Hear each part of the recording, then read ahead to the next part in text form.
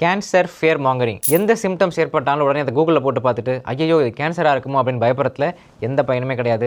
ஒவ்வொரு கேன்சருக்கும் நம்ம பார்க்க வேண்டிய தனிப்பட்ட பரிசோதனைகள் என்னென்ன அப்படிங்கிறத இந்த வீடியோவில் நம்ம தெளிவாக பார்க்க போகிறோம். ஆண்களுக்கு இரவு நேரத்தில் அடிக்கடி யூரின் போகுது, ஃப்ரீக்வன்சி அண்ட் அர்ஜென்சி அதிகமாக இருக்குது, சடனாக வெயிட் லாஸ் ஆகுது அப்படின்னா PSA அப்படிங்கிற டெஸ்ட் எடுத்து பார்க்கணும். அது ப்ராஸ்டேட் ஸ்பெசிஃபிக் ஆன்டிஜன். நான் நிறைய குடிக்கிறேன், அதனால் எனக்கு லிவர் கேன்சர் வந்துருமோ, கணைய கேன்சர் வந்துருமோன்னு பயமாக இருக்குன்னு நினைக்கிறவங்க லிவர் சம்மந்தமாக பார்க்குறதுக்கு AFP ஆல்ஃபா ஃபீட்டோப்ரோட்டீன் பார்க்கலாம்.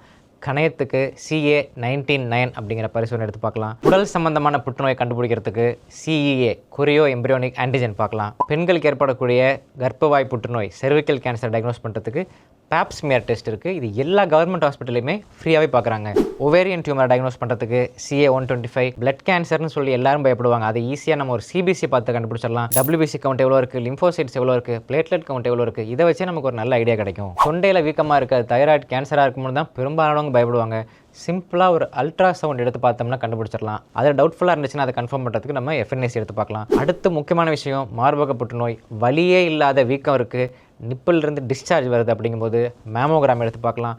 Family history of breast cancer இருக்கிறவங்க HER2-neu அப்படிங்கிற ஒரு டெஸ்ட் எடுத்து பார்க்கலாம். கேன்சர் ஏற்படுறதுக்கு பல்வேறு காரணங்கள் இருக்குது. Genetic mutations, family history, carcinogens, HPV, hepatitis போன்ற ஒரு சில வைரஸ் கிருமிகள், இதெல்லாம் தான் அதுக்கான காரணங்கள். ஃபேமிலி ஹிஸ்ட்ரி ஒரு முக்கியமான காரணம் அப்படிங்கிறதுனால தாய் தந்தையினருக்கு இந்த பிரச்சனை இருந்துச்சா நமக்கு இந்த பிரச்சனை வந்துருமோன்னு பயந்துகிட்டே இல்லாமல் அதுக்கு உரிய அப்ராப்ரியேட் டெஸ்ட் எடுத்து பார்த்துட்டு தைரியமாக இருங்க.